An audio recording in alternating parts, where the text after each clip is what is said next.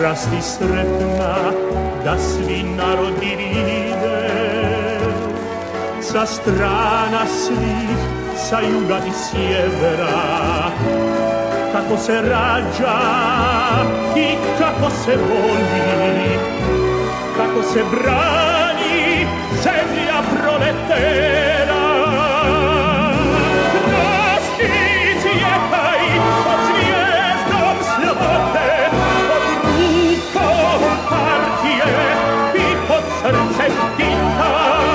Rasti cvjetaj pod zvijezdom slobode, pod rukom partije i pod srcem Tita.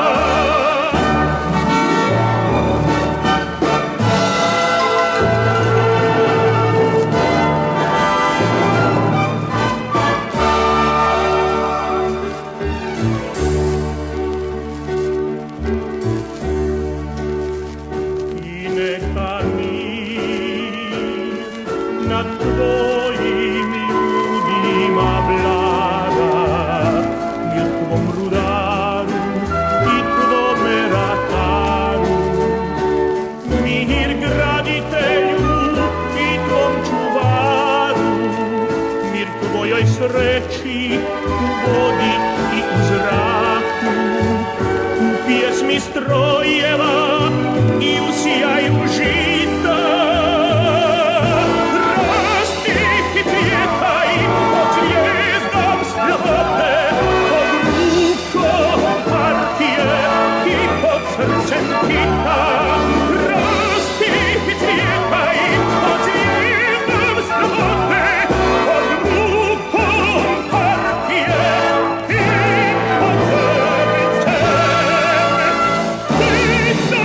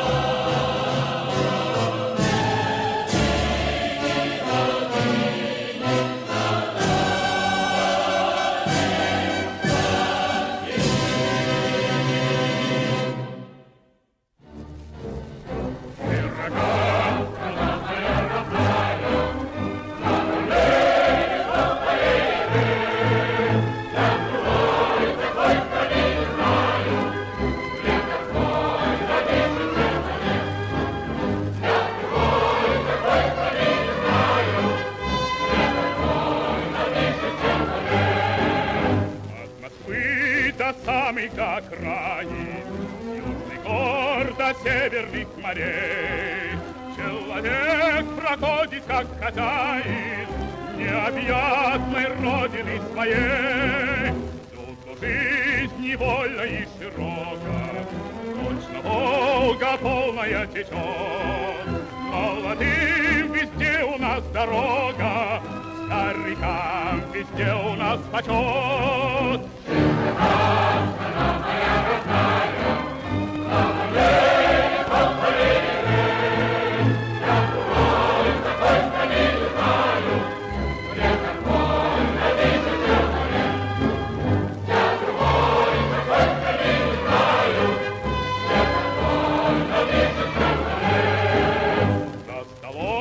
Никто у нас не лишний, по заслугам каждый награжден. Золотыми буквами мы пишем всенародный сталинский закон. Этих слов величие и слав никакие годы не сотрут.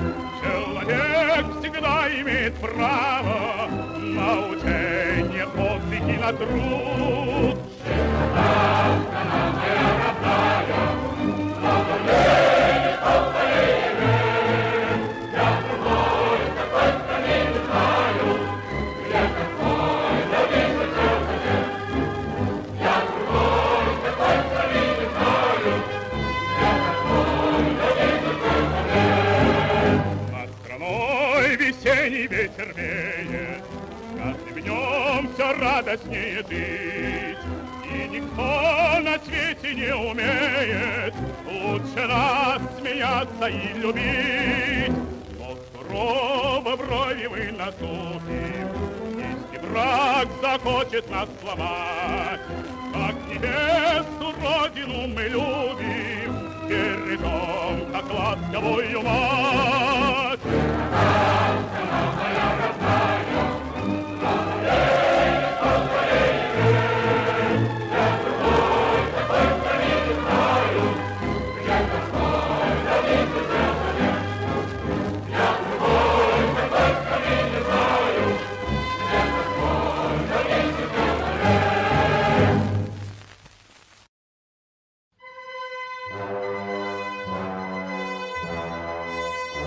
Свято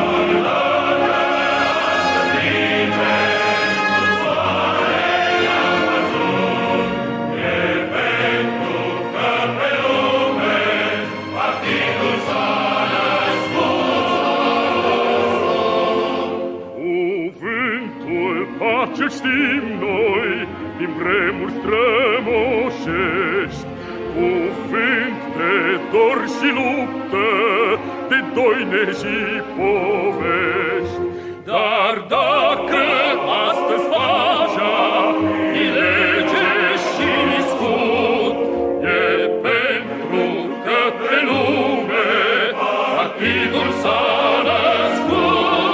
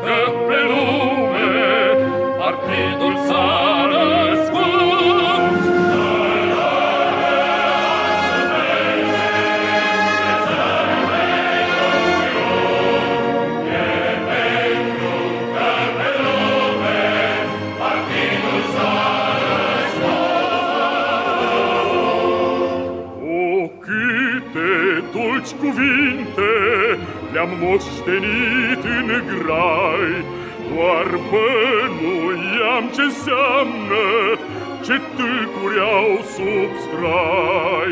Dar dacă astăzi tâlcul de plin am priceput, e pentru că pe lume partidul s-a născut.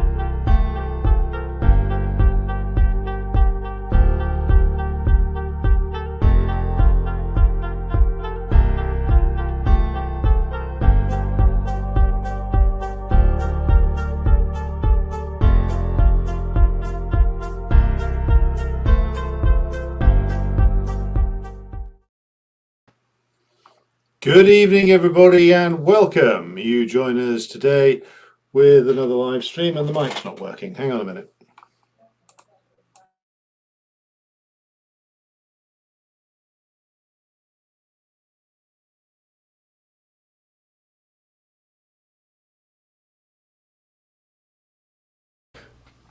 Right, apologies for that. The mic should now be working, given that it was plugged into a multi-socket that wasn't working. So we'll try again. Good evening, everybody, and welcome. Hope you can all hear me now. It is the evening of the 22nd of September 2024, and we are here to give you the second episode in the return of our series on World War II. Now, this originally, as I said previously, put its first appearance in a while ago in audio form on the channel, and this is a sort of a new version of this, because that first one, whilst it had a lot of good stuff in it, I think kind of lacked focus in some respects. So this one is about the dawn of imperialism, and the reason why we're going back to, the 1860s at the very least, is because it's impossible to understand World War II, and specifically the motivations of the German ruling class, without understanding the dawn of the era of imperialism. Now, I should say, first of all, sources used for today are Lenin, Imperialism, the Highest Stage of Capitalism. These sources also include Kwame Nkrumah's work on neocolonialism, Thomas Pakenham, who's a pro-imperialist writer, but his books contain many interesting details, and I'm using his book entitled The Scramble for Africa, and I'm also using Eric Hobsbawm's book, The Age of Empire, together with a few different articles. So, now the argument I will present to you is that the principal cause of both wars was, of course, as Lenin observed with regards to World War One, the need of the ruling classes of principally Germany, France, and Britain when it came to World War One to forcibly divide and redivide the world. And with the Germans in particular, it was the need to vastly expand their colonial possessions. And we'll go into those reasons why in just a moment. And the thwarting of that, the ultimate defeat of Germany, stopped the German ruling class's plans for colonial expansion. But these plans returned with a vengeance, with an even greater level of savagery when it came to World War II. So, going back then to the dawn of the period of imperialism that stems directly from capitalist development. And that's the period that some historians argue started in the 1830s, some argue after the American Civil War in the 1860s. But certainly this is a period where I think it's commonly agreed that it's a new period of imperialism, and if we go with Lenin's analysis, which of course we should, then it's a period which is defined by its evolution out of capitalism, European capitalism. So very quickly you start to see, of course, the industrialized countries, particularly Britain, reach a point where they start exporting more and more capital and less commodities. And that, of course, becomes a very noticeable thing after really the 1860s. So this is the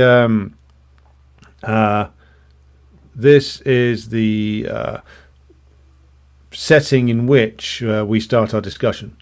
Now, the summing up of this period can be reached by looking at something such as the Scramble for Africa, as the title of the Pakenham book suggests. And this was, of course, codified in the Berlin Conference of 1884 to 85, where the European powers drew up an agreement on how they were going to essentially eviscerate Africa between the lot of them. And if we look at the map of Africa in immediately after the Berlin Conference and towards the end of the 19th century, you can see clearly what the German problem was. Now, I'm just going to do a quick screen share with you. Just bear with me a moment. So, there we go. I'm going to navigate around this map. You can find this map fairly easily. It's a map that's reproduced on Wikipedia from a book from the 1930s, but it's just a basic geographical breakdown, essentially, of the territories. So you can see here, if we start off in northern Africa, we can see here that the purplish territory, this is French West Africa, stretching from Morocco, Algeria, Tunisia, through the countries of the Sahel, down to what's now known as Republic of Congo, Gabon, known as French Congo. Next to that is Belgian Congo, the unfortunate nation ruled with unparalleled savagery by the Belgian king, Leopold, for a while, and then by Belgium directly. Then we go down, you can see the Portuguese colonies there. Though interestingly enough, by the time of the period under discussion, we are looking at Portugal being not so much an independent power and more a vassal of the British.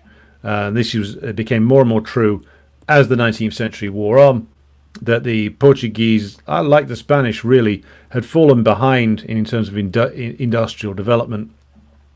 And by the mid-19th century, it was obvious that they were pretty much in the thrall of the British for protection and financing. So, but they clung on to some of their colonies, Angola and Mozambique amongst them. Now, the Germans, of course, after the Berlin Conference, had, as you can see there in dark blue, Togoland, now known as Togo, Cameroon, which was taken over by the French after 1918, German West Africa, as it is called, though, is now known as Namibia, and it is in German West Africa where there was a mass slaughter of the Namibian population there. I think it was the Herero people prior to World War One. I believe it was 1913 that took place, and according to most estimates on that, it was up to 1 million who were killed by the Germans in what would now be rather euphemistically referred to as a counterinsurgency war. So, as we said last week, Hitler did not invent mass murder on a colonial basis. Here we also see what's the area that's broadly known now as Tanzania. German East Africa is there. The British had the islands just off it called Zanzibar. You can see the Italians getting in on the act in Italian Somaliland and Eritrea and part of what's now Libya, though by no means all of it. But look at the British territories here. Egypt, Anglo-Egyptian Sudan, in reality just British Sudan, stretches all the way down here. Interestingly enough, there are accounts of ancient Egypt which state that the old Egyptian empire, talking thousands of years ago, stretched all the way down here into covering all of what is now both North and South Sudan. Abyssinia, now Ethiopia, of course, is the only African nation that actually remains on the map, only conquered briefly by the Italian fascists thanks to their usage of poison gas in the 1930s. But you can see here that you can almost walk from one end of Africa to another and only have to go through one German territory. You could stay in British territory all the way from Alexandria all the way down to the Cape. And after 1918, when the German colonies were stripped away from them, this became a British colony. Now, I'm putting up this map because it's the most clear geographical demonstration of who the big players in the colonial game were in the late 19th and very early 20th century. You can see here this gigantic territory that the French laid claim to, and which, of course, in the neo-colonial period, they kept influence over up until now, when they're slowly being levered out of Burkina Faso, of Mali, of Niger, of other places as well. But you can see how vast that territory was. And look at these other bits here, which are, of course, Liberia, which was nominally independent. It was land that had been given to the to freed African slaves in the period before the American Civil War. You have the Spanish clinging on to two enclaves, two areas there. Spanish Sahara is, by the way, what's now known as the what's now known as the Western Sahara. It's also the case of a national liberation struggle involving the Sahrawis, who are in contestation with the Moroccans. So when the Spanish eventually left this, what was then called the Spanish Sahara, its ultimate fate was left rather unclear. The Moroccans moved into it, but the native population, of course, has always resisted, and that war continues to this day. There are two elements of Spanish Morocco which, of course, are still there, the enclaves in Ceuta and Melilla. And interestingly enough, the Italian influence in now semi-colonized Libya, the Italians had been attempting to reassert some influence there after the forcible overthrow of Gaddafi. So again, we show this to demonstrate a point, which is that the Germans, though they did manage to wade into the colonial game, came late to it. And now we have to discuss why the British in particular, but also the French, had such a head start. Now remember, Germany wasn't fully unified until the immediate period after the Franco-Prussian War. And that meant that the British and the French had a head start on colonization of over a century. So I'll just stop sharing that now. So the British and the French had an advantage because they had their own national unity over nearly 2 centuries before the Germans did. So the unity of the British state, you could say that it began in the immediate period after the English Civil War. So that's 1649, 1650, 1651, because by that stage there had already been a union of the crowns, starting with James I in this country. That's the early 17th century, so like 1604, 1605. And that was a prelude to what was going to be the unity of the ruling classes, which had been going in that direction for a number of years anyway. The Civil War, of course, chases out the last elements of absolutism, and you get the final settlement by 1689 in this country. But unity had already been largely achieved before then. There was the rebellion of the house, the deposed Stuart dynasty to put down. That was done with only really one risk to the territorial integrity of the country.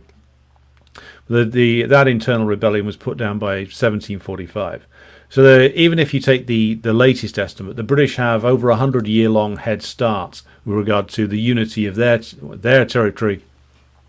Plus occupied Ireland is fully unified with all external threats and internal rebellions put down by 1745. But I would argue that the actual process had largely been accomplished by 1660 and confirmed by the later 1680s. That gives them a hell of a long time in terms of a head start on the Germans. They'd also, the British that is, already attained conquests in the Caribbean and on the east coast of what's now the United States. There were already crown trading companies trading with the small colonial possessions in the Atlantic east coast of the United States, what's now known as New England and places like that. There were some small Caribbean outposts from which The British were extracting great profits from, in terms of their early adventures into sugar plantations.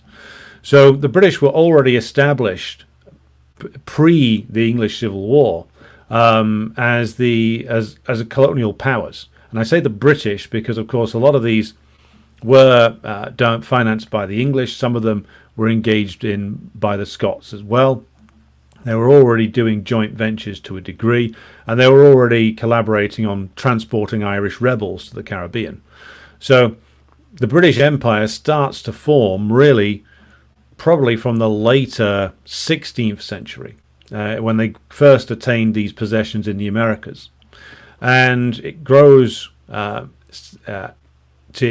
a great degree, of course, in throughout the 17th and into the 18th century. Now, this first iteration of the British Empire is more focused, of course, in the Americas, because, of course, they have what then became the 13 original colonies. They have, after the various wars in the middle 18th century, they have Canada under their boot heel. They are having forced the French out or marginalized the French.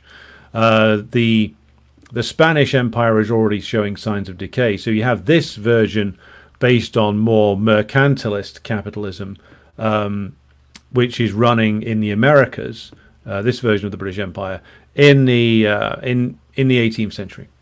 The French Empire, of course, has something of a head start as well, because whereas the French Revolution produced an awful lot of disruption, the territorial integrity of the Kingdom of France had already been established.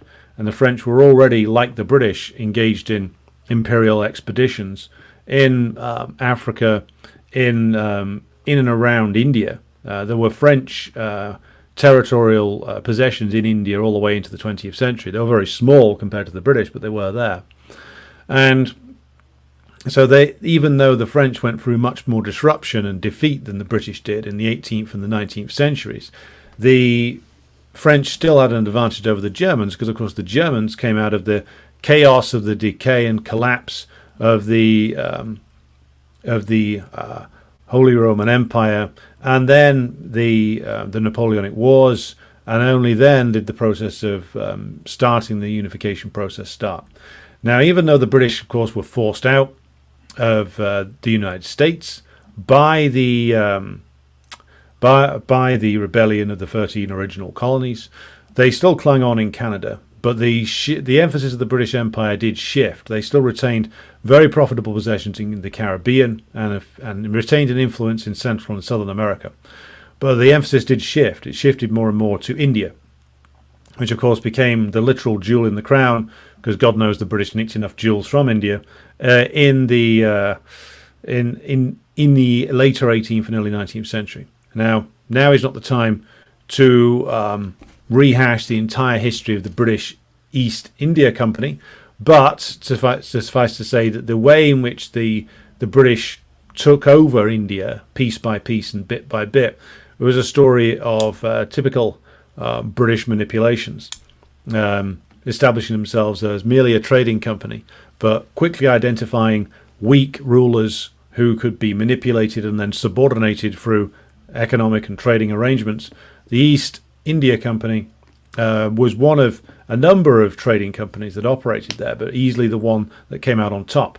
There was, I think, a French East India Company, there was a Dutch East India Company, but the British one was the most ruthless and the most successful. And, of course, it is company rule that defines India up to the Great Rebellion of the 1850s, the first Indian War of Independence. And it needs to be emphasized that the East India Company was semi-private, but also inextricably linked by 1,000 strands to the British state. In fact, prior to the Great Indian Rebellions of the 1850s, the British state and the East India Company it was hard to tell where one began and the other ended, given that the company army that ran the company territories in India dressed like British soldiers, were trained by British officers, had their military discipline came from the British army. So again, like, what was the company and what was the British state? Again, hard to tell where one began and the other ended.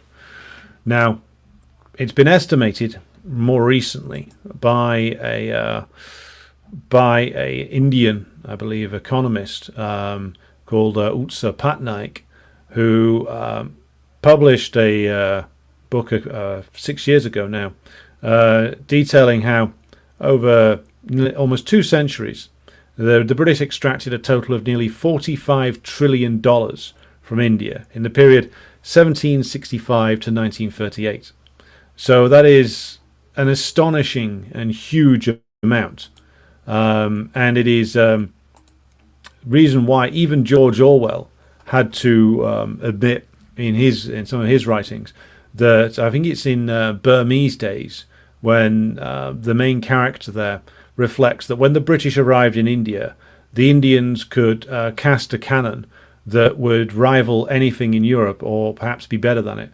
When the British who were coming to leave India, they had left the Indians with almost, with that industry completely destroyed. So even the arch-imperialist defender of imperialism, defender of the British presence in India, Orwell, was obliged to admit that the British had asset stripped India. They had deindustrialized it. Yes, they had built certain industries which would be profitable, principally around cotton and agriculture, agricultural extraction.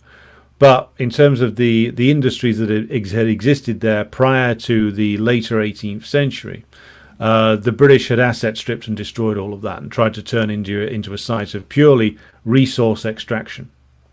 And it is no wonder then that, given everything the British stole from India and everything the British were able to get away with for a long time in India, that the failed Austrian watercolour artist, old Adolf himself, looked upon the British possession of India with envious eyes, because that was the basis for the British Empire for, well, the entire period of the 19th and early 20th centuries.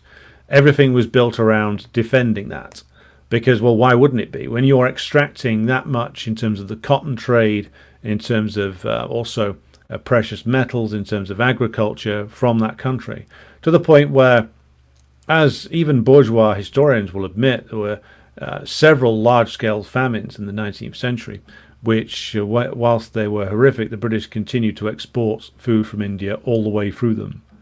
So this is the reason why, of course, the Germans looked enviously upon the British, because they had established themselves in these territories from the 18th century onwards, due to the fact they had this head start, due to the down to their unification of their territories, their development of industrial capitalism earlier than anybody else. It's arguable, in fact, it's pretty much certain actually, that the Republic of Venice might have been the first capitalist power and the Dutch Republic the second, but the British were the longest lasting.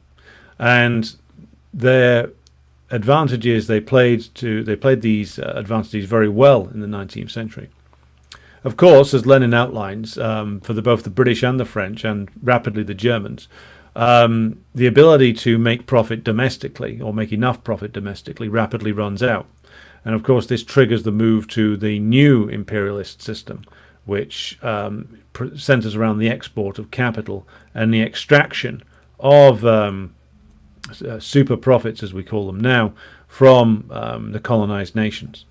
Now, what happens, of course, is that the division of the world in the 1880s, after the Berlin Conference, is almost completed, because, of course, there's very few open territories left. You have South and Central America, which are nominally independent but dominated by one colonial power or another.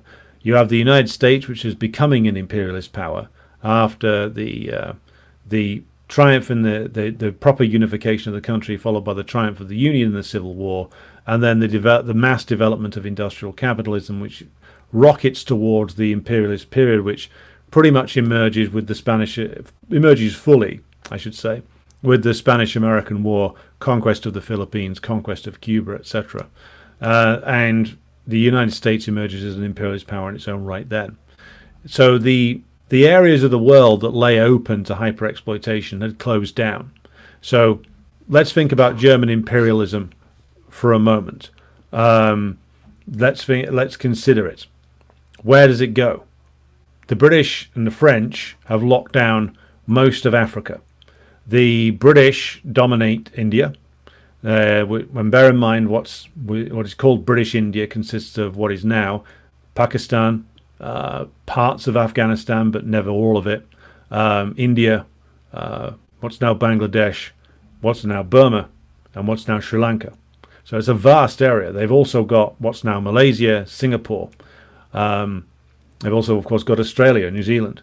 So where does the German Empire go? It has Papua New Guinea over in the Far East. They have those two territories, free territories in Africa. But that's nothing compared to what the British had and what the French had. And German capitalism reaches the point, as Lenin outlines, where it rapidly develops. Its industries outstrip Britain, which was onto a period of deindustrialization and decline, probably from the 1860s onwards. It's already being industrially outperformed by the United States and the Germans. So Germany reaches the point where it absolutely needs to export its capital, because again it's reached the point where profit making domestically can't match what the profit level that's needed. So you need to export your capital elsewhere to find hyper exploitable territories, and they can't do it. Again, the world has already been divided, and they have lost out on this. Now they could, of course, try to seize something off some smaller power or another, but this is where you get into the complicated dealings around the system of alliances that grew up in the 1890s and early 20th century, because the British, understanding their situation, knew that they were getting outcompeted by the Germans industrially, that the Germans were looking for territorial acquisition, and the British were determined to guard their territories. But also, not just the case that they were guarding what they had already conquered, but they were worried about the Germans rivaling them industrially speaking. See, in the early 20th century, the British were exporting capital, but they were also exporting goods to their protected markets in their colonial possessions. And they were worried, of course, that eventually the Germans are going to either muscle their way in and actually start posing a military threat that would pose a threat to the British colonial possessions, and also that the British goods were already being outcompeted in export markets like the USA and other places where the British had traditionally exported to. So the Germans are worried on two fronts. They're outcompeting them industrially, and the British know that eventually they're going to outcompete them in terms of in military terms as well, which means that the empire would be threatened. Specifically, if the Germans built themselves a naval presence to rival the British, which the Germans, especially in the period when Kaiser Wilhelm II comes to the throne, the Germans were very much focused on establishing themselves as a naval power. Because the British were a naval-based empire. Despite all the land they acquired, they controlled that via their controlling of the sea trade routes. And so without that, if that got challenged, then it would be potentially very dangerous to the British. So you have a situation where the Germans need, and they absolutely need, a forcible redivision of the world, because without it, their capitalist class is going to run into stagnation and decline, and the British want to defend what they have, which is a huge amount of the world, and they want to knock out a competitor in the form of the Germans. And the French, of course, feel the same. They're not on the same level as the British in terms of their economic power, but they do have these vast colonial territories. So here we reach our impasse, and this is the background to the intense rivalries between the colonial powers, which result in World War One, which is, on the part of the British, an attempt to knock out the Germans to destroy a potential rival. On the part of the Germans, though, it's an attempt at colonial acquisition. Now, we've said before, the way in which the German ruling class were looking at this was They were wanting colonial expansion in places like Africa and couldn't really do it. So they were looking then at expansion where? Again, we've talked about this before. Ukraine, Poland, the bits of Poland that were controlled by the Russians, Western Russia. These are places which were identified as potential acquisitions, potential colonies for the German Empire. Now, Bismarck had and ahed about this because he was worried that territorial acquisition in the East would put them in a situation where they were acquiring vast numbers of Eastern European peasants, who, of course, he regarded as inferior beings. Then again, Bismarck regarded working-class Germans and German peasants as being inferior beings as well.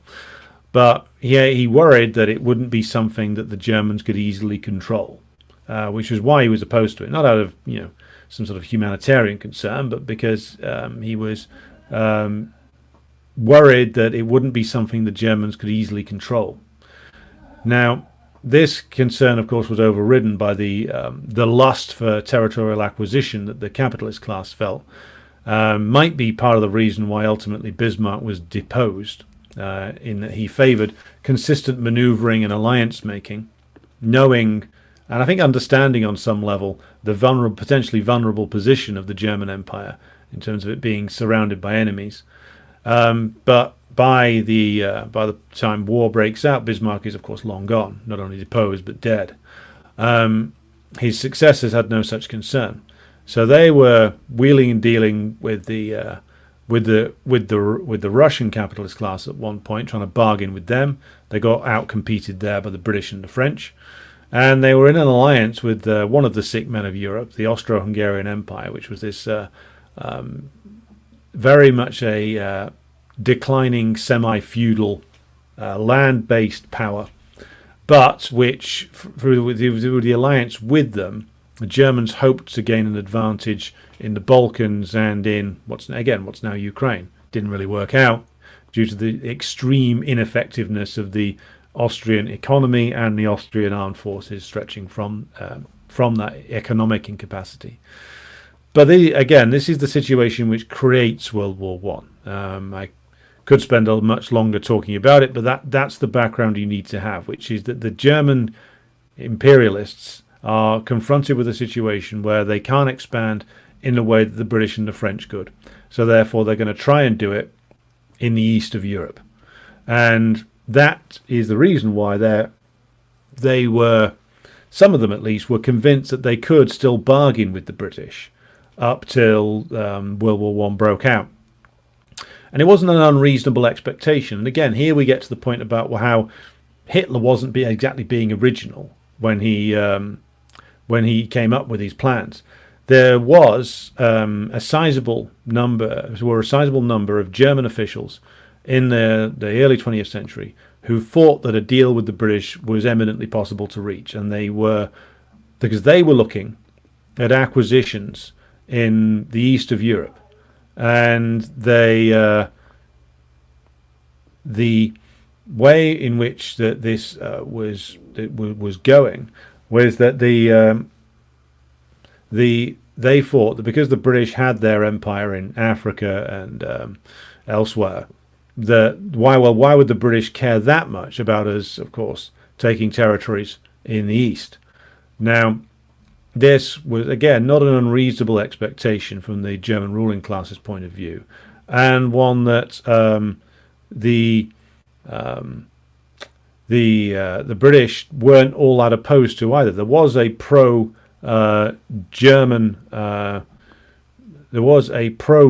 element within the British ruling class that wanted to actually reach a bargain with Germany. And this is something which recurs in World War II. So it's as I said, Hitler's opinions on the British and the possibility of making a deal with them, it's not, again, he hasn't come up with anything new there. The German elements in the German ruling class believed that prior to 1914 and were proven wrong, because the British knew very well that should Germany actually acquire what it was after, which was a land-based empire in Europe to hyper-exploit and brutalize, then it would only add to German power, and eventually German power would reach an extent where it wouldn't be able to be confined to a land-based empire in Europe anymore. Again, it would reach the point where there would be a challenge to British control of the seas coming from the German imperialists. And so the British ultimately reached a conclusion that it would be better to take on the Germans now to knock them back, and therefore no deal, no dice. Even though, according to the pro-German elements in Britain and the pro-British elements, or maybe not pro-British, but pro-doing a deal elements in the German ruling class, there would be no direct threat to British interests. Of course, the British were hyper-paranoid about a land-based power coming down into India and taking it off them. That's why they were so paranoid about the Russians in the later 19th century, in the period referred to as the Great Game. They were terrified that the Russians were going to conspire with the natives in India and bring down the British Raj. How much reality there was in that fear, I'm not entirely sure. I'm pretty sure that it wasn't quite what the British thought it was, or whether the Tsars were that were that ambitious to think that they could take India. But the point is, the British were justifiably paranoid about land-based empires in Europe, because they understood, and had done for generations, that should Europe be unified under one power or a couple of powers, then it would come to pose a threat to them, even though, of course, Britain sits off the coast of Europe and its principal concerns in terms of the markets it dominates are outside of it.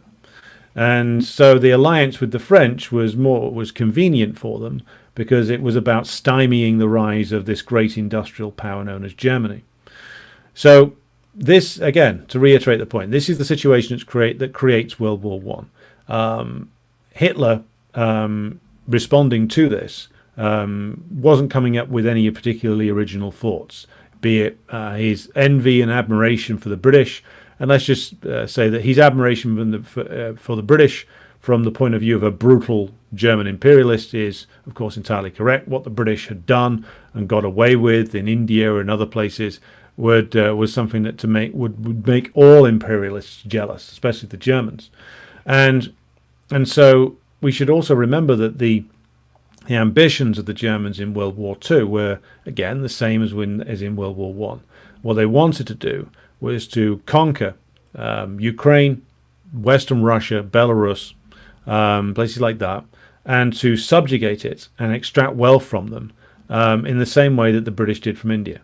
Now, of course, this didn't work, and it didn't work largely because, of course, the resistance of the Soviet peoples was such that they couldn't hold these territories. But this was the plan. Now, the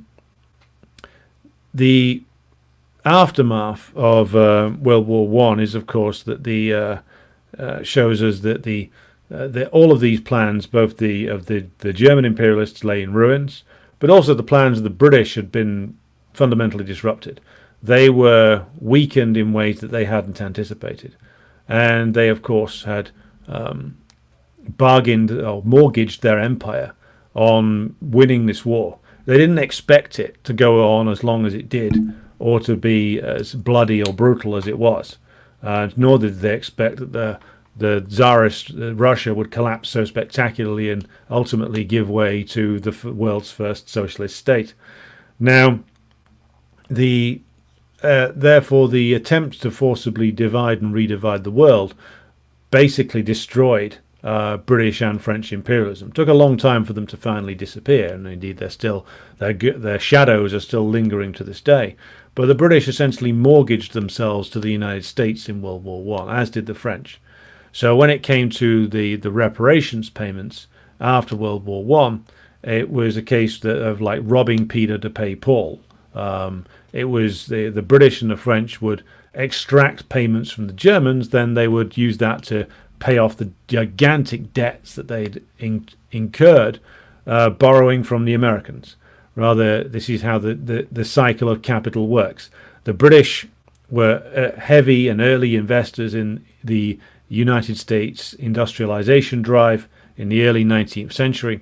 And later on, the United States loaned gigantic amounts of money and through both direct loans with regard to cash, but also gigantic shipments of weapons in World War One to keep the British afloat, because of course the British industry couldn't keep up with the demand for weaponry for the gigantic army that they'd had to build that was necessary to keep in the field. So the British and the French beggared themselves, trying to destroy the Germans, and ended up destroying themselves and only benefiting the now very much rising and soon to be dominant form of US imperialism. So this is a confirmation of the imperialists created a situation where none of them ended up winning. The German ruling class were not able to forcibly redivide the world.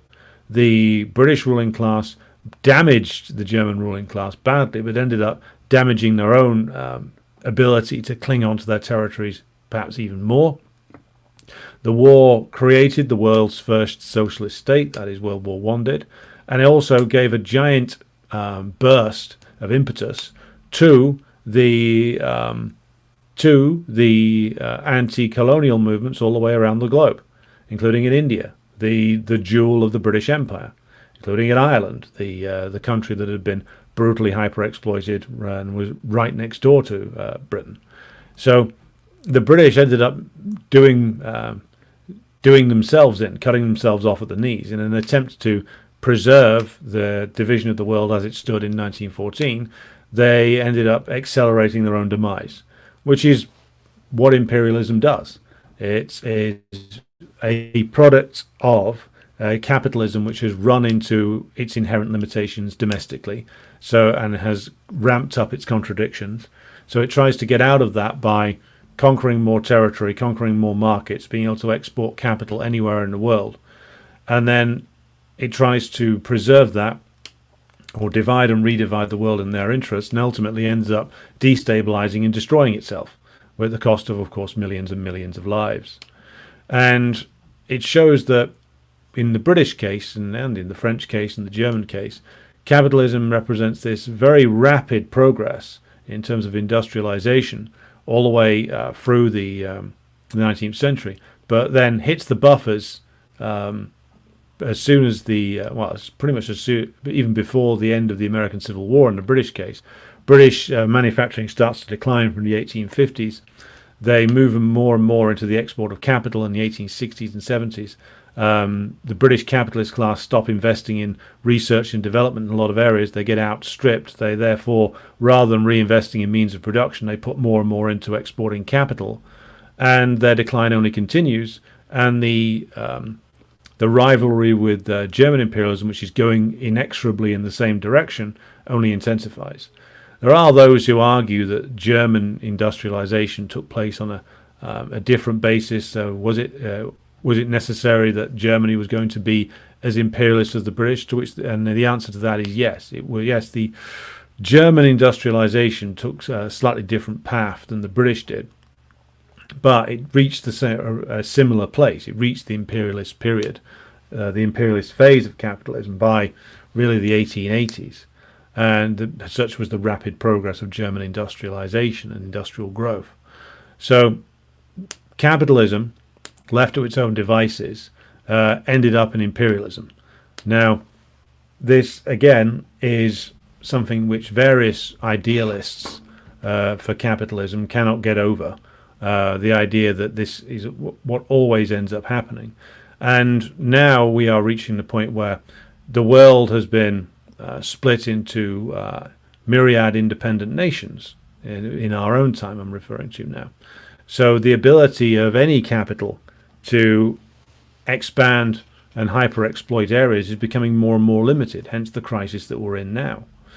So to go back to World War One and the collapse of the German imperial dreams, the defeat of 1918 and the disastrous terms of the Versailles Treaty, of course, take all of Germany's colonies away, divide them amongst the French and the British. Not that it helps either of them. I mean, they're already on a path to destruction anyway.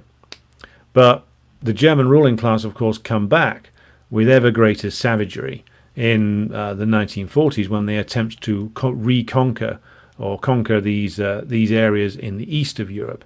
Again, Hitler's being rather open when he dreams of a German version of British India. That's how he sees the east of Europe, because that's how the German ruling class see it. A place which can be, in which the local, of course, racially inferior locals, and again, Hitler didn't invent this. This was a common belief within German bourgeois circles going back to the days of Bismarck and before, that of course that the Slavs were inherently inferior. This is a common German ruling class belief. So again, Hitler didn't invent this. He just picks it up from the popular bourgeois prejudices that existed at the time. And of course, he takes it to even more horrifying conclusions.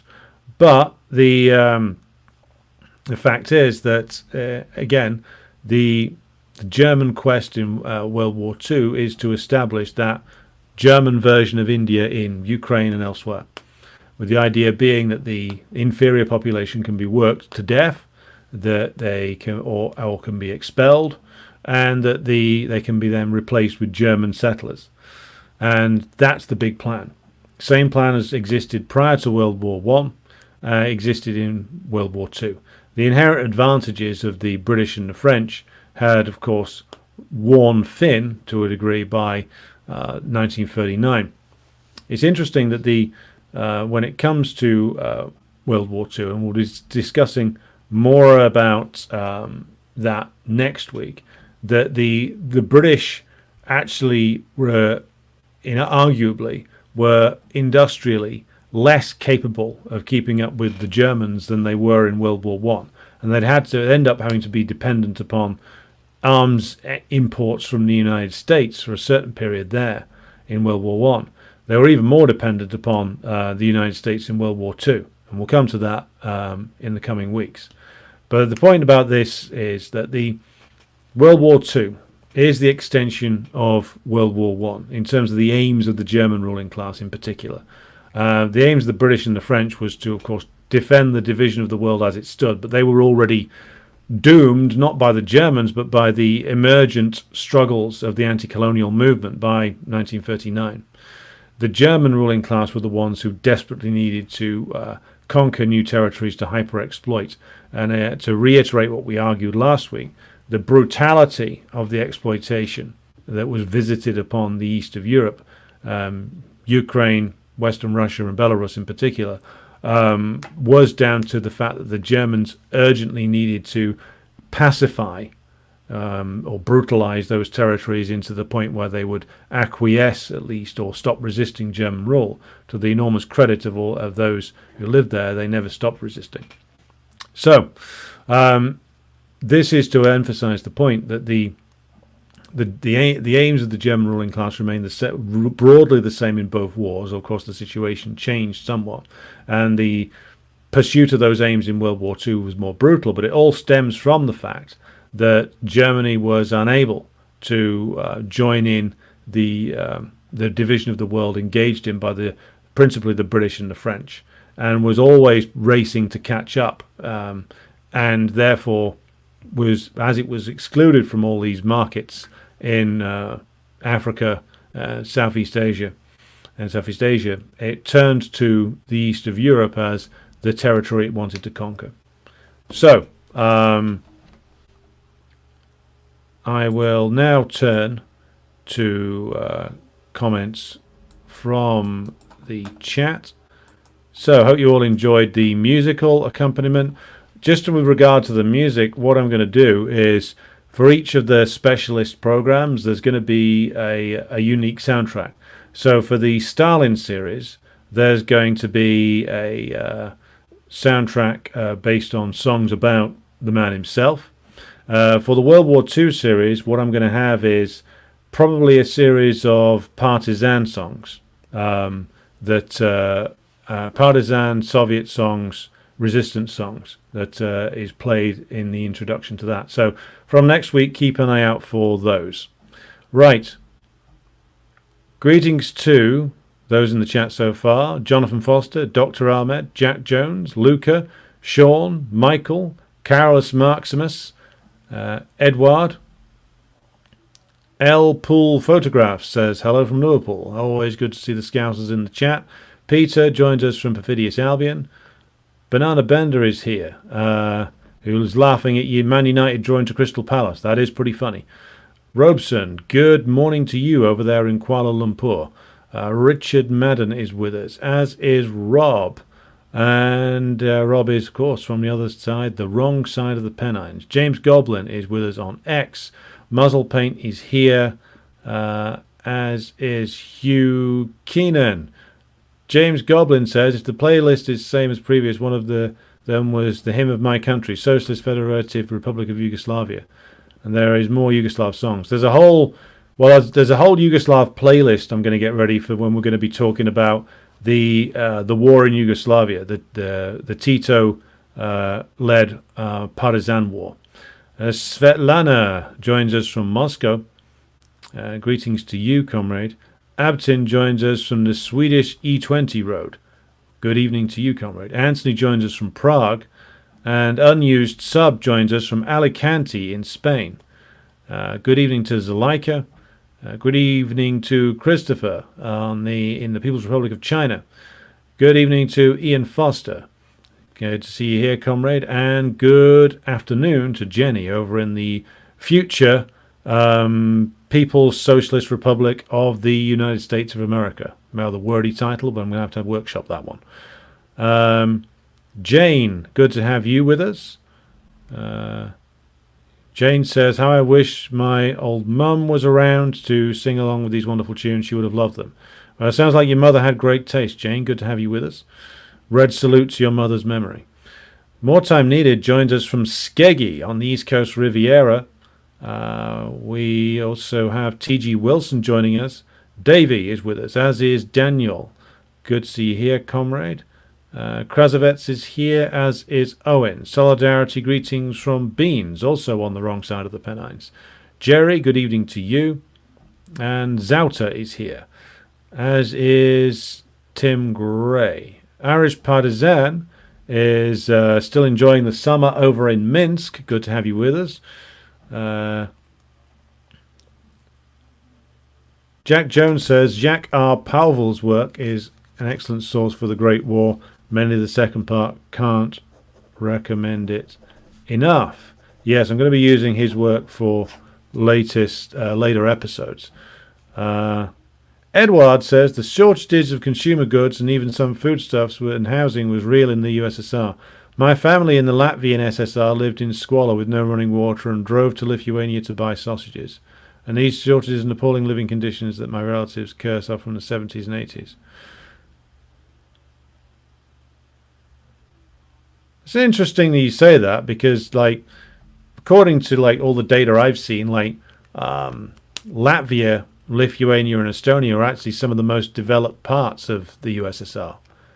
I mean, I don't know. I mean, I've not been to the former USSR. I wasn't around in the Latvian SSR, but house with no running water sounds like sounds out of the ordinary, to say the least.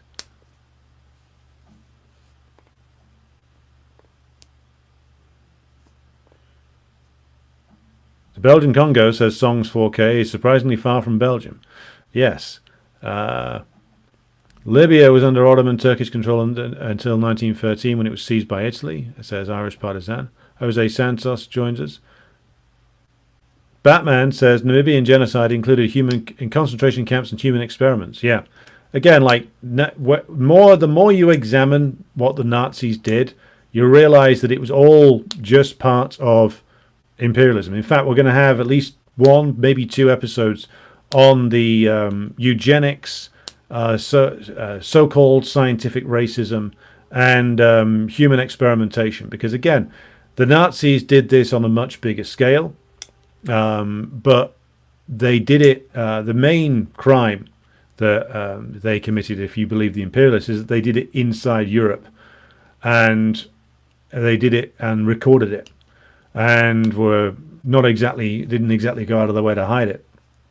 But again, the imperialists all did stuff like this, and usually on people they regarded as racially inferior.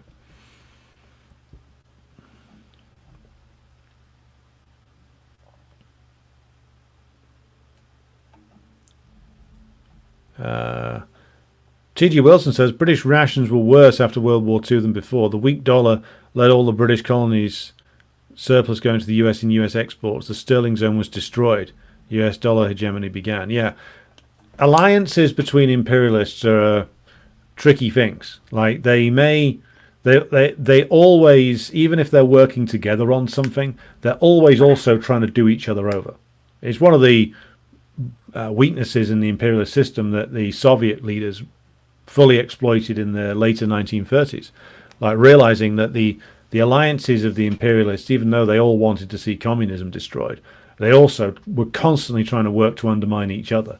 This is important to realize even to this day, where like I've long resisted the idea that Britain is a mere vassal nation of the United States. It's tempting to see it that way, but the reality is that the British ruling class have their own interests and pursue those relentlessly. And also, periodically, they do clash with the United States. I mean, they had different agendas, albeit to pursuing the same aims, the destruction of Yugoslavia. I'm talking about Bosnia here in the 90s.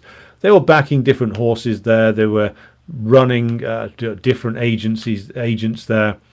There's always constant rivalry between Britain and the United States often work together, but often like clash with each other.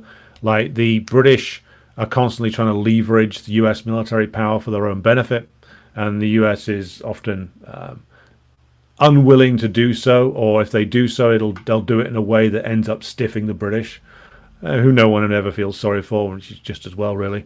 So like when you consider that, and also the fact that the US pretty much scalped all of its wartime allies immediately after World War II. They had to rebuild Germany and Japan, but then scalped both of them when it looked like they were going to be a threat to US manufacturing. This is the way that imperialist powers operate. So there's never that secure an alliance. Yes, they all want to destroy communism. Yes, they all unite when it comes to crushing the working class. But they're all constantly also, even when they're in alliance with each other, at each other's throats and trying to undermine each other. So the behavior of the US towards the Germans today isn't really a surprise. This is how they've always behaved towards each other. And with the biggest and most powerful of them, more than willing to destroy its allies, supposed allies, if they will gain some sort of advantage out of it. Irish Partisan says, interesting to note that even though Russia had never colonized Africa, it had strong links with Ethiopia due to its Orthodox Christian heritage. Pushkin's grandfather was a freed slave from Ethiopia. Interesting, I didn't know that. Grassy Knoll says the United States after World War I forced Britain and France to repay the debts that they accrued during the war. The US was especially hard on Britain, charging a much higher rate of interest than France. Yeah, I think there are many reasons. The US imperialists viewed the British Empire as a greater threat to them, and so the more that they could undermine it and beggar it, even though the British ruling class had done a good job beggaring themselves, the better. The more they could ensnare it in debt, the better. Because then they could insist, as they did after World War II, on more and more concessions. So they all gathered together to try and destroy communism, but at the same time, the US was doing over its own allies relentlessly. Greetings to Manuel, who joins us from Atlanta. Irish Partisan says, Russian advisors trained and armed the Ethiopian army, which enabled them to defeat the Italians at the Battle of Adwa in the 1896 during the First Italo-Ethiopian War. Very true.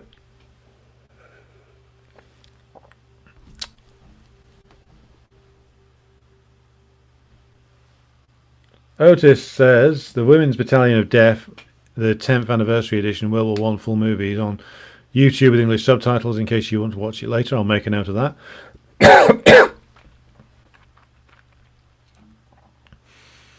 According to LSE academic Jason Hickel, says T.G. Wilson, British policy in India between 1880 and 1920 led up to an excess deaths of 100 million people.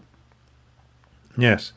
The British when the British engage in genocide, they make sure that they control the historical narrative afterwards. The big mistake of the Germans, of course, was to lose in the view of the British. Therefore, you don't control the historical narrative. Therefore, all your crimes come out. When the British imperialism finally collapses, all of its crimes will be much more fully published. I can guarantee you that.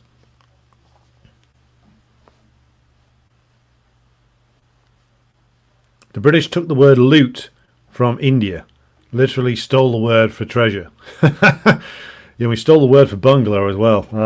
Yeah, the amount of looting done by the British in India is astonishing.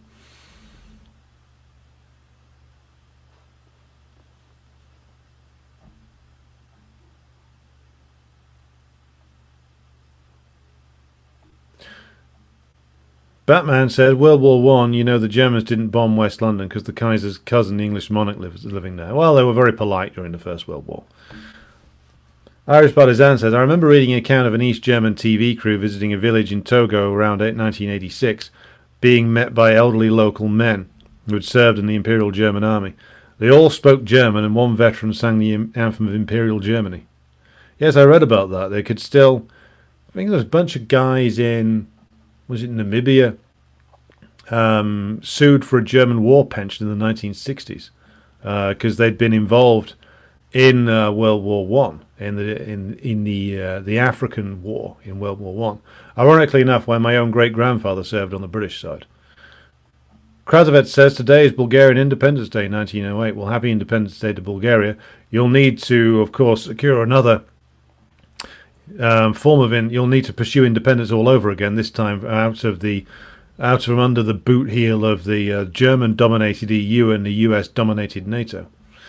Songs 4K says, from different perspectives, both Casement and Connolly reached the same conclusion on the imperial designs of the Triple Entente leading to World War One. True enough.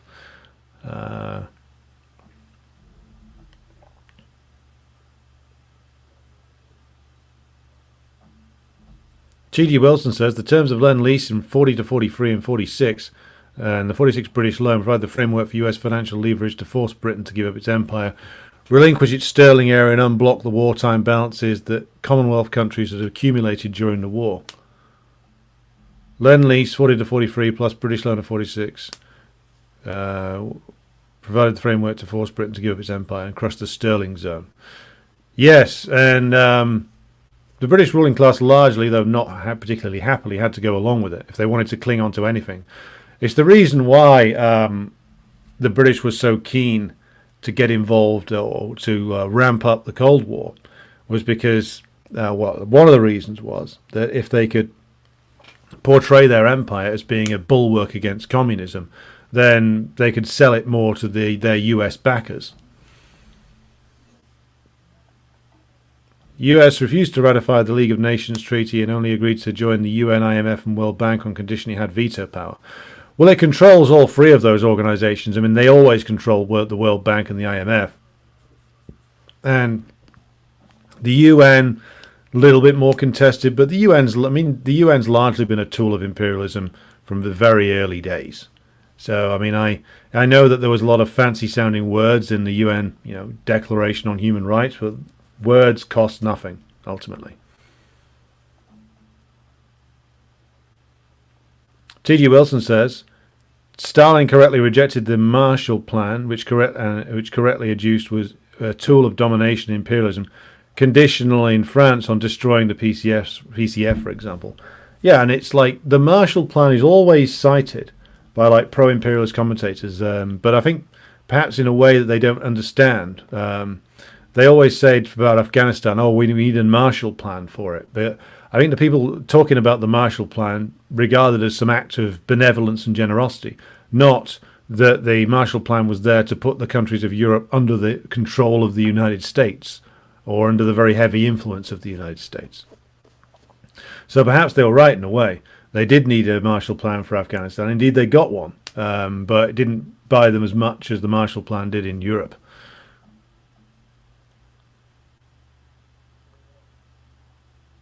What about subtitles of the lyrics in English? Asks Sheldon Scott with reference to the music. I'll have a look at that. Not sure if I can Not sure if I can do that, but I'll certainly look into it. Luca asked, did the economic crisis of 1929 accelerate the plans for the German ruling class to expand eastwards? Well, what that did was it basically meant that the German ruling class were increasingly reaching the conclusion that they couldn't rule through the bourgeois democratic mechanisms of the Weimar Republic.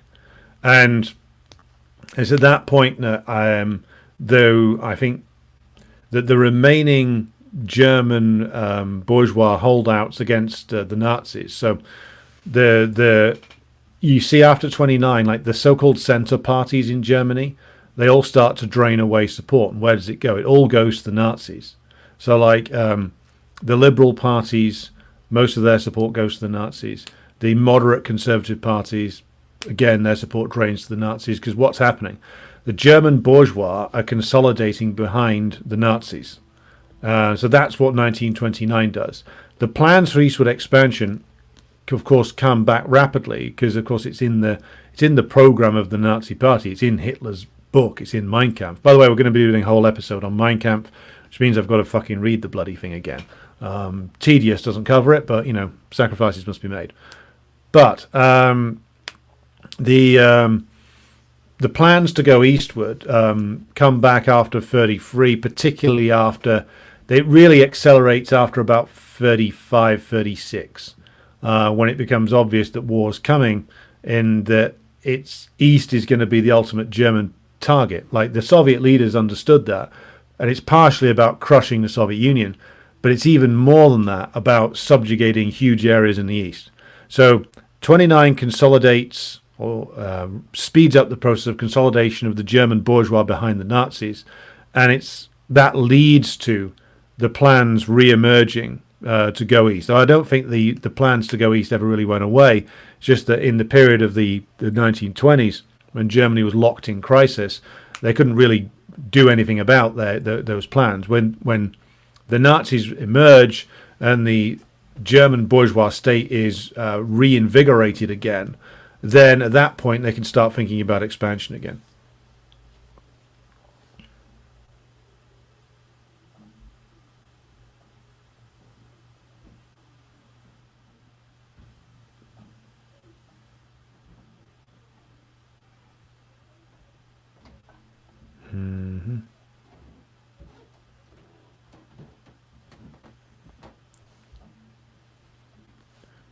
Krasovet says there were poor people in Bulgaria. My grandmother and auntie had to go to the public baths. They had a tiny flat in Sofia, but were gifted an acre of land where we built a house in the countryside.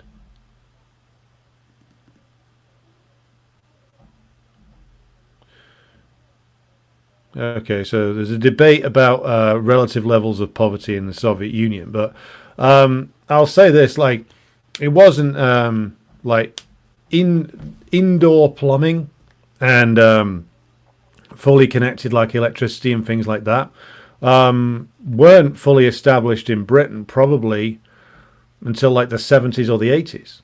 So like it was when my parents grew up, like it was pretty common for people to have could not to be able to afford to heat their homes. There wasn't such a thing as central heating for a long time in quite large parts of working class Britain. Like, as I think T.G. Wilson commented earlier on in the chat, like poverty in Britain was incredibly bad for a long time. Yes, working class incomes went up through the 50s and into the 60s, but like a lot of areas in this country, even when they built new flats, a lot of those flats like quickly crumbled and decayed due to the fact that they were so poorly built.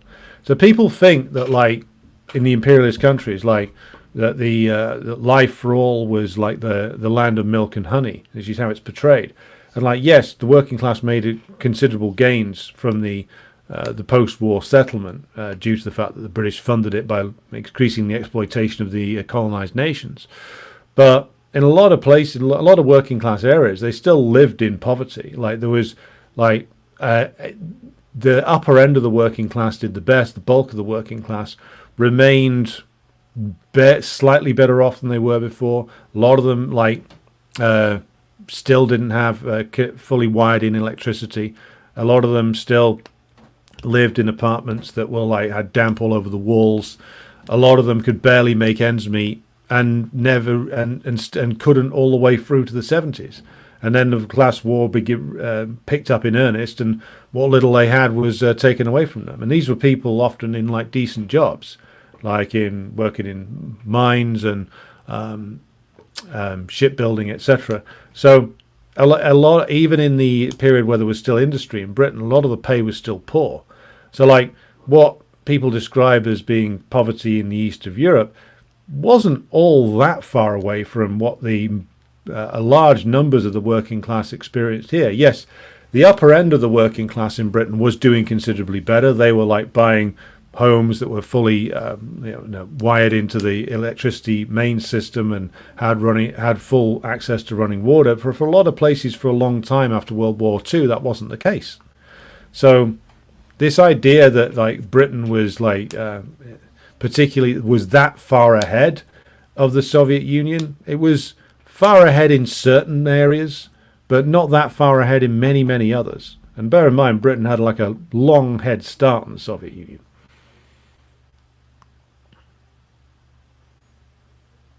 T.G. Wilson says, East India and China Association Chairman H.H. Lindsay boasted to Parliament in 1840, this company has succeeded in converting India from a manufacturing country into a country exporting raw produce.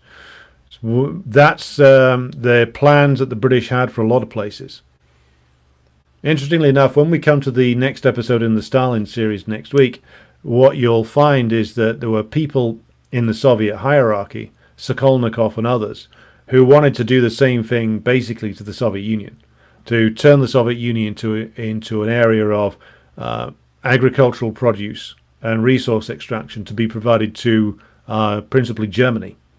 Again, this plan came up in the 70s and into the 80s and 90s, when leading up to the Soviet collapse, and then afterwards with Yeltsin. This plan was a plan that was obsessing members of the Russian ruling class for a long time. The idea that they would be merely a provider of resources to a more industrialized nation, and this was even a plan in the Soviet period. So again, like nothing is new under the sun. But we'll be dealing with more about that in the Stalin episode next Saturday.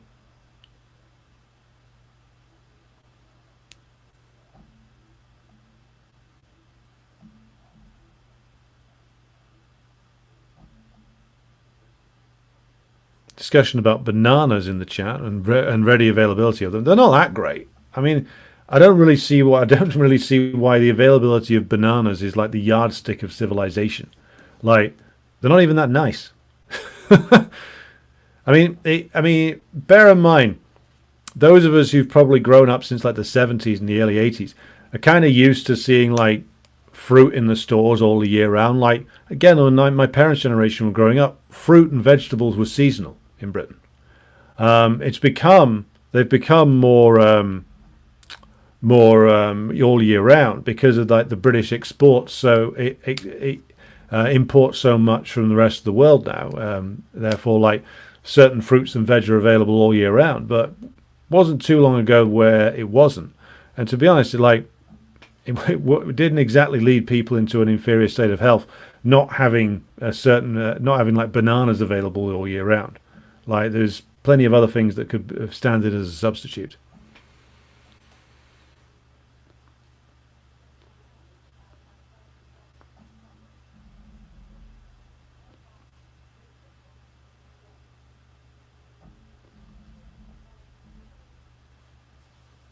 Stig Pedersen says, I warmly recommend Sven Lindqvist's brilliant study, Exterminate All the Brutes, to get an idea of the deeply rooted policy of European imperialism.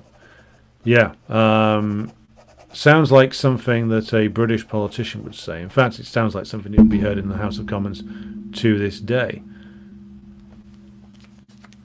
T.G. Wilson says, the United Fruit Company cash was used by Zionist Sam Zemuri to bribe countries to vote for UN Resolution 181, creation of Israel. Interesting.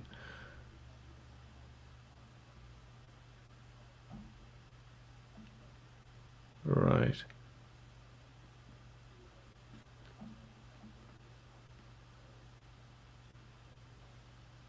Iris Partizan says we got our first indoor toilet in 1982 and central heating in 1988. Krasovec says there were still many outside toilets in many houses in the UK in the late 70s and early 80s. Yeah, I remember like friends having them when I was young. So it's again like the idea that that Britain was particularly that far ahead of certain places in the socialist bloc is just simply untrue. DE says we didn't have central heating down in the prosperous south of England until the late 80s. Yeah. Central heating in Bristol, 86 to 87. Central heating came to, John Ruddy says, central heating was placed in my dad's house in Blythe, Northumberland in 1990. Peter says, I'm quite an old geezer. I remember a layer of ice crystallizing inside single glazed windows in the bedroom I shared with my little brother, and that was in the 60s. Well, I remember that in the 80s, like, because when I was growing up, we had we were living in a single glazed house. Like, didn't get double glazing, I think, until like 1990. So, like, yeah, when I was little, you could see the ice came on the inside of the window. So, same at our school, by the way, where we were at school in like a 19th century building. This is at my primary school or junior school. The main hall where we went when we were like 4 years old was like an old Methodist school, I think, from the like 1860s with like one radiator in it from about the 1930s, and like it's freezing cold and felt like something out of a Victorian drama. And the two other classrooms were like temporary porter cabins that were slung up in the 70s. And I was at school in like late 80s, early 90s. So like that was our schooling. In our high school, again, like the main building for our first year came from, again, this was an old 19th century building. In our rest of our time, because we had two separate sites, first year in one site, second, third, fourth, and fifth year in another site.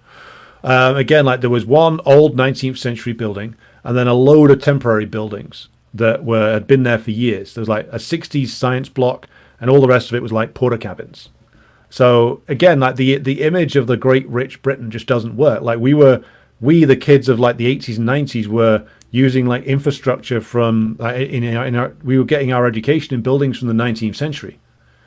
And admittedly, some of them were pretty solidly built, but they were bloody freezing. Like the heating system was always crap.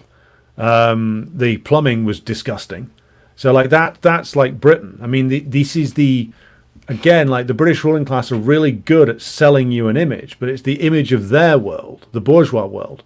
Those of us who grow up outside of that have a completely different experience. It's often one that is quite poor, where again, like the infrastructure is always like crumbling.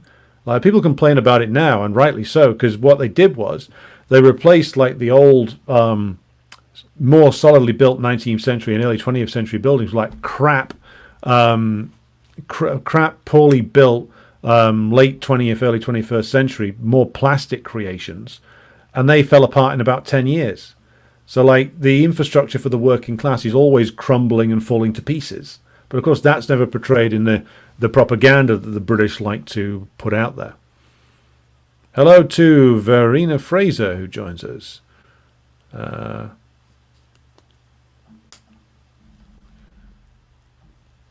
Verena says the fruits were more special. I remember strawberry season. Yeah, I mean this could be a discussion which goes in many different directions. The reliance of Britain on imports of food. So over half of, I think it's around about half or just over half of like British food is now imported from other areas in the world, because of course it's much more profitable and cheaper to do it that way, which means we've got huge areas of British potential agricultural land that lies idle or is used for more profitable crops. We could conceivably feed our entire population just using the land that's available to us in this country. And again, like we could, using modern agricultural techniques, I'm sure, like grow some of the fruits that we couldn't grow like 60, 70 years ago domestically. But again, it's more profitable to get it produced overseas and imported into the country. Capitalism only makes sense if you look at it from the purely profit point of view. Like a lot of the decisions it makes, that is. In terms of actual human need, it doesn't make sense.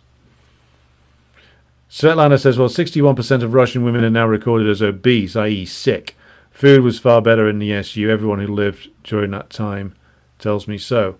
Well, food was better under socialist systems. There's no doubt about that. Just look at the huge amount of obesity that afflicts British kids now. Seemingly, I mean, I don't know if this is true everywhere, but less now. I think it's got a little bit better than it was 10 years ago, but it's still pretty bad. The food that they serve to the working class in the West is plentiful and crap. The food that you got in the socialist countries, even with all the problems that the pro-capitalist reforms introduced into the systems over there, was still better because it was grown without all the artificial preservatives and chemicals that gets pumped into the food that the working class have to eat in this country and now in capitalist Russia and other places as well.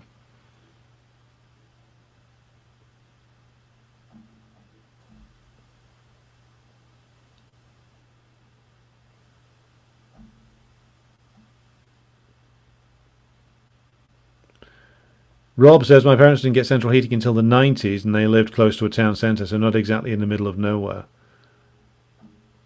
Jenny says, I prefer a wood heating stove. Well, wouldn't we all? China has 6G, says T.G. Wilson. Well, I would say yes, you're probably right. I would always emphasize, though, with Chinese achievements, although they are many, some areas in China has 6G. I'm not sure that all of them do.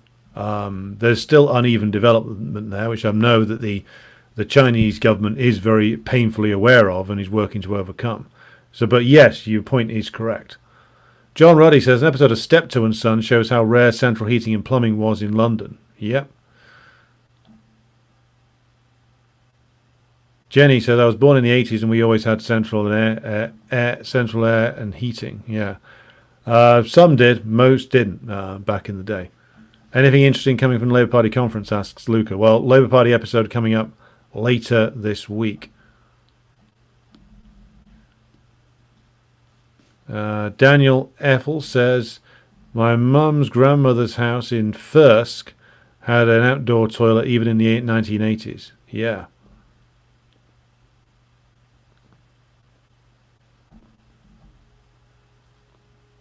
Svetlana says, well, the Moscow apartment I live in was built in 1974. It's always had central heating.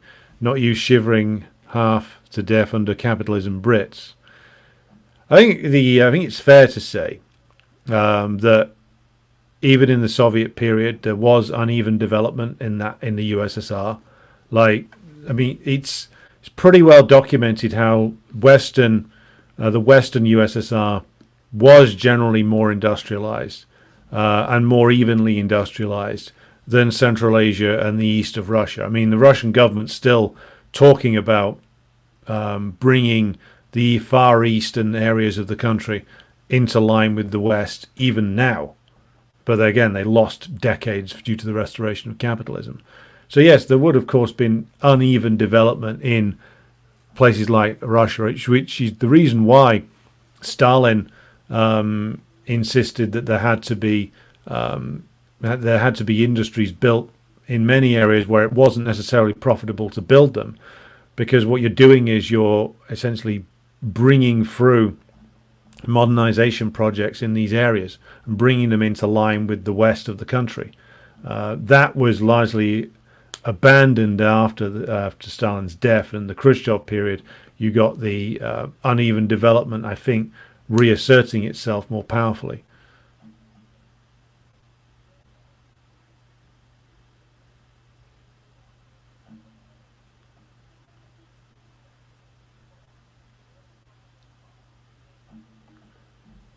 Krasovet says, basically, Eastern Europe had to rebuild from the rubble of World War II and years of wars. The achievements of socialism were innumerable. That's very true. Lurtis says, Kenyan green beans being flown into Britain is rather obscene on so many levels. Yep, very true.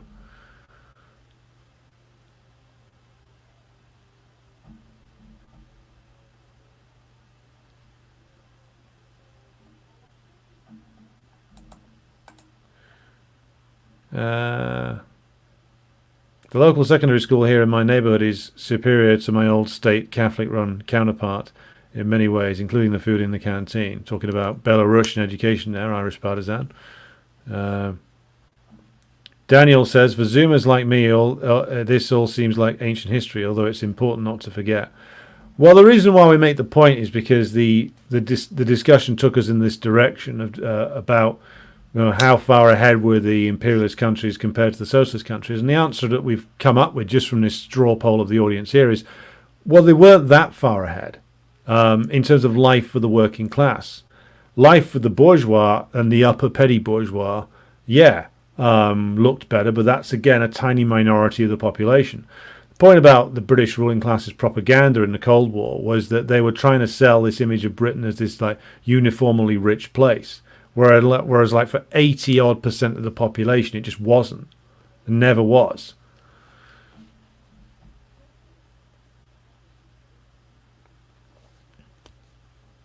Hello to you, Juan, out there in Phoenix, Arizona. Sheldon Scott says, late 40s CIA reported that the Soviet Union had more highly nutritious food and better than the US. Yeah, there's some interesting research on like some of the U.S. experiments in like mass production of food to try and outpace the Soviet Union in food production, particularly grains. I need to do some more research about that.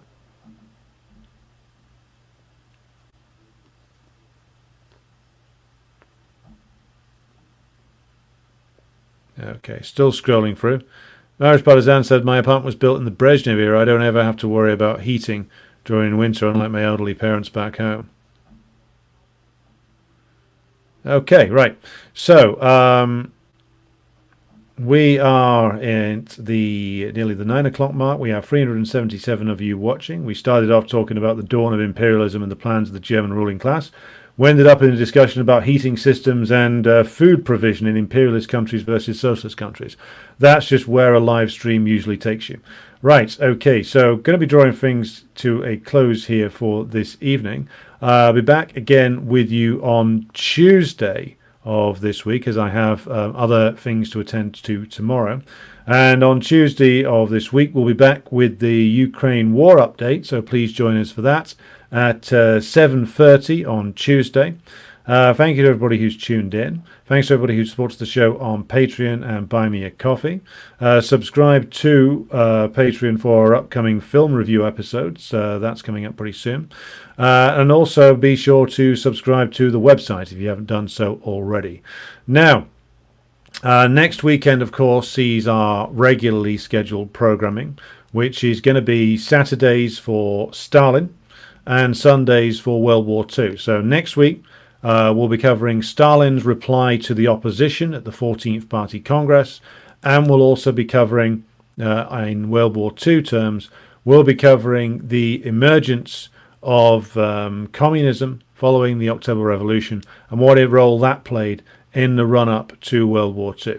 I hope you can join me for all of that. We've got other streams coming up during the week as well. But until then, thank you to everybody who has tuned in, and good night and solidarity to all.